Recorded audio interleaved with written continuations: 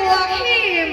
ألف لام ميم ذلك الكتاب لا ريب فيه هدى للمتقين. صدق الله العظيم.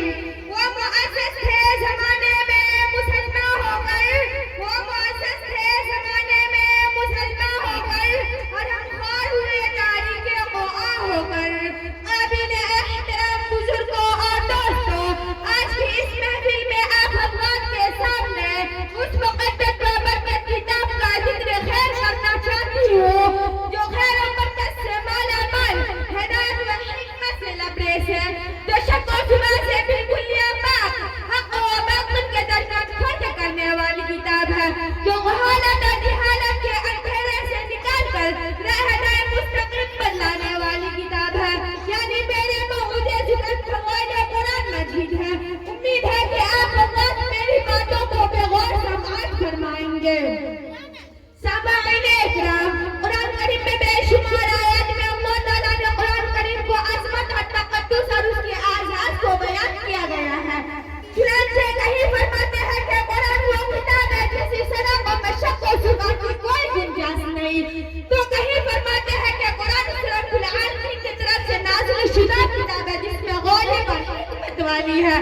کہیں فرماتے ہیں کہ قرآن کو باوجود شخص ہی چھو سکتا ہے. کہیں فرماتے ہیں کہ اس کی آیات احکام میں جن کی پیروی نازل ہے اور کسی کو بھی تبدیلی کا اختیار نہیں. کہیں فرماتے ہیں کہ قرآن پڑھا جائے تو تم غور سے سنو اور خاموش رہو تاکہ تم پر اللہ تعالیٰ کی رحمت نازل ہو. کہیں فرماتے ہیں کہ قرآن مومنوں کو شفا بخشنے والی، رحمت والی اور قیامت تک محفوظ رہنے والی کتاب ہے.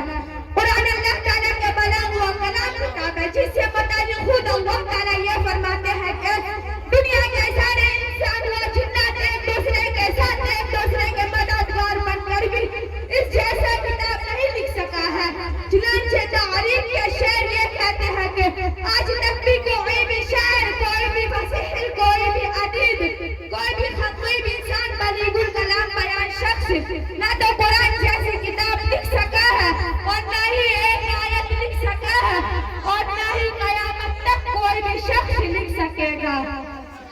مسلمانوں نہ گھبراؤ، خدا کی شان باقی ہے.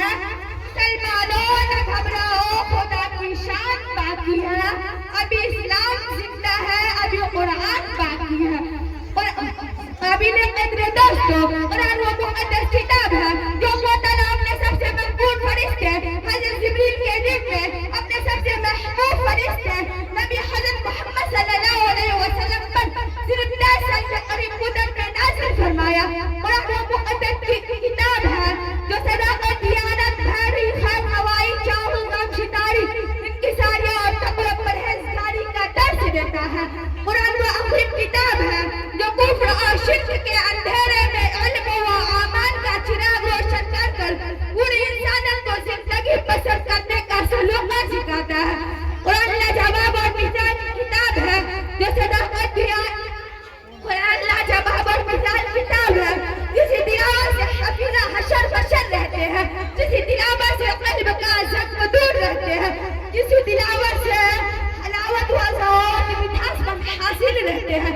کسی شعر نے کیا خوب کہا ہے، جہاں میں انقلاب آیا قرآن کی تلاوت سے، جہاں میں انقلاب آیا قرآن کی تلاوت سے، منور ہے جہاں قرآن کی نور صداقت سے. اے لہٰذا مسلمانوں، آج سب ہم یہ عہد کریں گے جب تک زندہ رہیں گے قرآن کی تلاوت سے اپنے دلوں کو منور کرتے رہیں گے. قرآن کی تعلیمات اپنے بچوں کو واسطہ کریں گے. اس شعر کے بعد اپنی بات کو مکمل کرتی ہوں.